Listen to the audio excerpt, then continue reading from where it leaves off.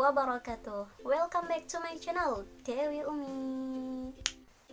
Oke teman-teman, di video kali ini aku akan nge-share ke kalian seputar langkah-langkah di dalam belajar membaca Al-Quran.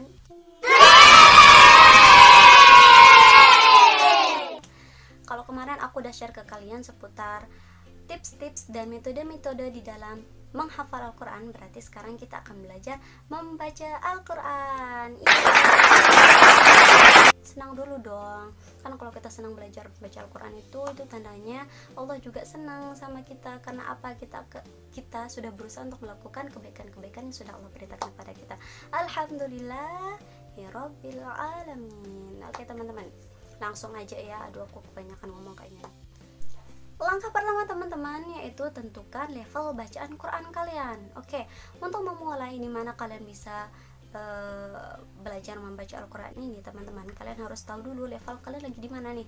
Apakah kalian udah bisa langsung baca Al-Quran atau harus ngulang dulu dari Iqra. Nah, kalau memang harus baca Al-Quran, aku harus ngulang dari juz berapa gitu. Dan kalau emang aku harus di Iqra, aku harus mulai dari Iqra berapa. Nah, gitu kan biasanya pertanyaan dari teman-teman. Nah, caranya di sini teman-teman, yang paling terpenting adalah kalian harus cari guru ya.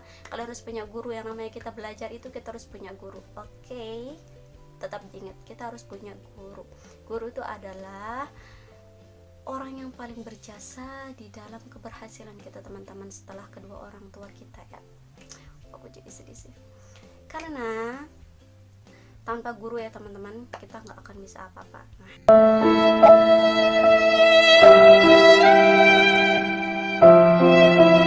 Jadi kita lanjut. Langkah pertama itu adalah tentukan level bacaan Quran kalian ya teman-teman. Berarti kalian harus cari guru dan kalian harus didengarkan dulu bacaan Quran kalian gitu loh. Jadi nanti setelah gurunya dengar bacaan Quran kalian, jadi gurunya akan paham gitu. Oh, ini ternyata masih kurang di makhorijul huruf. Ternyata ini masih kurang di tajwidnya. Oh, ini ternyata udah bagus bacaannya tapi ternyata tajwidnya masih salah. Nah, gitulah teman-teman. Jadi kita berusaha semaksimal mungkin ya cari guru yang benar-benar menguasai ilmu Al-Quran. Oke, jangan sembarangan cari guru ya, supaya kalian juga hasilnya maksimal. Oke, langkah kedua teman-teman, kalian harus tentukan buku panduan di dalam belajar membaca Al-Quran. Oke, kalau tadi kalian udah temukan tuh level kalian di dalam baca Al-Quran, kalau memang menurut gurunya kalian harus ngulang dari Iqra karena misalnya makhorijul hurufnya kurang dan nggak tahu panjang pendek, terus nggak tahu tajwid, terus nggak tahu cara baca. Nah, itu memang harus ngulang dari Iqra pertama teman-teman. Nggak apa-apa ya, walaupun usianya udah besar, tapi yang namanya ilmu itu kan kita harus tetap cari ya kan. Nggak usah ada rasa malu apapun, terutama di dalam belajar agama. Kita harus tetap strong teman-teman. Jangan dengarkan kata orang lain mau bilang apa, kok dia udah besar baru ulang dari Iqra 1 ya. Nah, jangan pernah kemakan kata-kata orang seperti itu. Oke, nah oke teman-teman, itu dia langkah kedua, kalian harus punya buku panduan. Nah, kalau memang misalnya nih gurunya saranin untuk pakai Iqra, ya pakai Iqra aja dan tanya gurunya. Kalau memang pakai Iqra, mulainya dari Iqra 1, 2, 3, 4, 5 atau 6. Nah, kalau misalnya Iqra 1 sampai 4 itu biasanya masih seputar pengenalan huruf, kemudian pengenalan huruf yang berbaris dan yang mati ya. Kemudian kalau Iqra 5 dan 6 itu sudah masuk di dalam tajwid dan pelancaran baca Al-Quran ya. Jadi untuk Iqra-nya ini aku kasih gambarnya di atas. Nah, tapi karena aku juga punya Iqra, jadi aku mau kasih lihat ke kalian. Iqra pertama itu, ini aku punya varian ya, Iqra ini dia Iqra-nya pisah-pisah, jadi aku nggak pakai Iqra yang langsung yang langsung nyatu ya, dari Iqra 1 sampai Iqra 6. Jadi ini dia ada, ini Iqra 2, kemudian ini Iqra 1. Nah, ini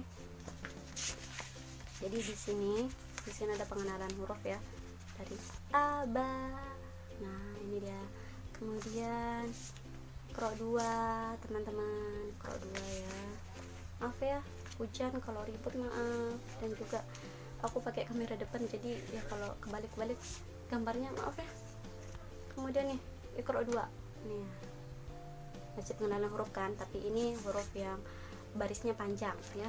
Kemudian Iqra 3, ini dia teman-teman. Nah nih Iqra 4, ini teman-teman. Iqra 5 nih, ini dan Iqra 6. Nah Iqra 6 ini kalian udah masuk di tahap yang udah bagus ya, karena di sini kalian udah bisa ngaji istilahnya nih, karena dia memang udah panjang-panjang banget, dan kita udah dilatih untuk benar-benar dituntun untuk bisa baca ya yang panjang ini. Kemudian karena kan di dalam belajar membaca Al-Quran ini kan banyak banget ya metode-metode yang kita temukan sekarang, entah itu Iqra yang sudah berkembang sedemikian luasnya ya, karena kemarin aku sering banget ngikutin pelatihan-pelatihan dari perkembangan Iqra ya. Kalau kemarin aku udah ikut pelatihan Iqra, dan sekarang aku juga udah ikut pelatihan untuk metode Wafa. Nah metode Wafa ini agak mirip sama Iqra sih teman-teman, cuman ya tapi harus ikut pelatihan dulu, nggak kayak Iqra kan. Kalau Iqra kan bisa to the point belajar gitu aja ya sama gurunya, nggak harus ikut pelatihan. Tapi kalau metode-metode yang lain tuh kan ada metode Umi, metode Wafa, metode Hidayah, dan banyak lagi metode-metode yang lain yang aku juga nggak tahu teman-teman, tapi yang udah aku ikutin pelatihannya itu metode Iqra sama metode Wafa. Kalau mau pakai metode Wafa teman-teman, ini sama ya, masih sekelas Iqra juga ya, cuman namanya lain dan metodenya lebih lain, dan kita harus punya sertifikat dulu untuk bisa mengajarkan ini kepada orang lain gitu. Nih aku kenalin nih, dan metode Wafa yang ini untuk yang apa ya, untuk yang udah SMP ya biasanya ini tingkatannya. Tapi di sini juga ada pengenalan huruf teman-teman. Nah ini gambar makhorijul huruf, di sini juga dijelaskan ini keluarnya dari mana. Kemudian tuh ada belajar huruf lagi gitu. Ini juga ada pembagiannya teman-teman, dari yang TK sampai SD sampai SMP pun ada ya kalau untuk yang metode Wafa ini. Nih untuk yang kecil nih banyak lagi ya teman-teman, nih aku punya banyak. Nah ini dia sama juga sih, tapi kalau teman-teman lingkungannya memang orang-orangnya menggunakan Iqra aja, enak apa-apa pakai Iqra aja, semuanya bagus kalau menurut aku teman-teman, bagus. Tergantung dari kalian mau berusaha atau enggak untuk bisa, itu aja kuncinya teman-teman. Kalau teman-teman memang sudah masuk kategori yang udah bagus bacaannya, udah bisa baca jalan ya, maksudnya udah lancar bacaannya tapi masih kurang di tajwid, nah itu nanti minta tolong bimbingan gurunya untuk diajarkan tajwid, untuk diperdalam lagi tajwidnya. Oke, paham kan maksud aku? Kalau ada pertanyaan, kalau belum paham, komen di bawah ya, kasih tahu aku, nanti aku jelasin ulang. Oke, kita lanjut ke langkah ketiga. Ini dia teman-teman, yang namanya usaha kita perlu istiqomah. Nah yang ketiga ini kita harus istiqomah teman-teman, kita harus continue ya untuk belajar. Misalnya sekarang kalian belajar Al-Quran nih, dimulai dari hari ini, kalau bisa kalian teruskan setiap hari itu istiqomahkan belajar ya. Abis misalnya kalian targetkannya untuk belajar Al-Quran ini abis maghrib, jadi usahakan setiap habis maghrib itu kalian ambil Al-Quran dan belajar baca Al-Quran. Oke, jangan belajar sekarang dan 1 minggunya lagi baru kalian belajar lagi, itu sulit banget teman-teman, dan kalian akan lama untuk memahami Al-Quran. Jadi dia harus continue ya teman-teman. Di dalam belajar membaca Al-Quran itu kita harus bertahap-tahap setiap hari kalau bisa ya. Kalau memang mau libur, bisa libur, misalnya belajar baca Al-Quran dari hari Senin sampai Jumat, nah Sabtu minggunya libur, tidak apa-apa, asalkan jangan belajar hari ini terus 1 minggunya lagi baru belajar lagi. Oh no, itu jangan teman-teman, itu nanti teman-teman yang bakalan capek karena merasa kok aku nggak bisa ya, perasaan aku udah belajar. Nah itu salahnya teman-teman sih, kok bisa belajar sekarang lanjutannya minggu depan, itu nggak bisa teman-teman, jadi harus continue. Oke, kita lanjut ke langkah terakhir. Ini dia teman-teman, di samping berusaha kita juga harus berdoa. Pinter.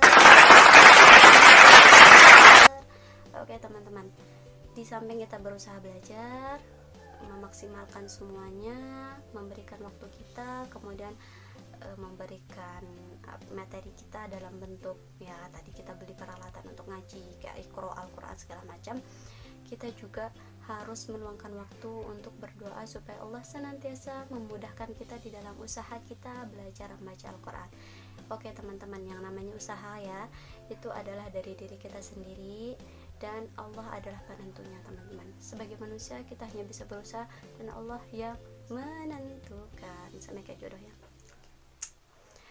Nah itu dia teman-teman beberapa langkah-langkah di dalam belajar membaca Al-Quran. Semoga teman-teman senantiasa dilindungi Allah, selalu dipermudahkan Allah di dalam setiap usahanya, dan diberkahi semua rizki-rizkinya, dipermudahkan rizki-rizkinya supaya nanti bisa beli kuota dan bisa tonton video aku terus. Oke, itu dia teman-teman, makasih banget kalian udah tonton video ini. Jangan lupa kayak yang tadi aku pesan di awal video ya, tetap dukung channel aku dengan cara like, subscribe, jangan lupa kalian aktifkan notifikasi loncengnya di situ supaya tetap ada pemberitahuan tentang video-video terbaru aku.